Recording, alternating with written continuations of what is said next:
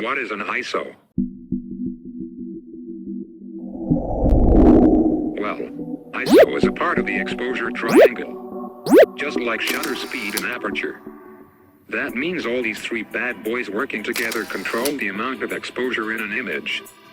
We've already explained shutter and aperture with their effects in the previous videos of this series. ISO, on the other hand, controls the light digitally by increasing or decreasing the sensitivity of the sensor. If you will see old film cans, you will notice some numbers written over them, like 100, 200, 400, etc. These numbers tells us about the sensitivity of the film towards light.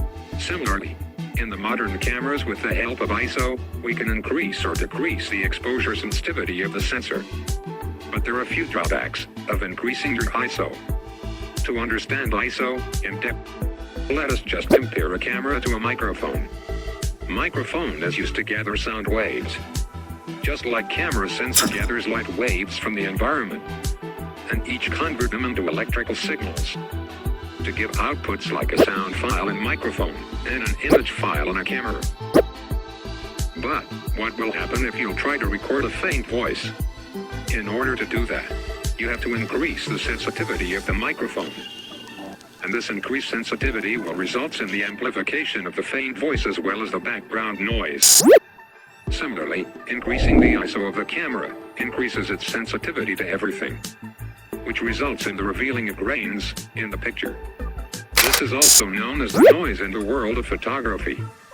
Higher ISO values don't just produce noise, but also reduces the color accuracy and dynamic range. So you should use the lowest ISO values possible in a given situation. The lowest ISO value of your camera is known as the base ISO. The base ISO produces lowest amount of noise. But there are a few situations where you might need to increase the ISO value of your camera. If you want to know more about this topic, make sure to subscribe and stay tuned.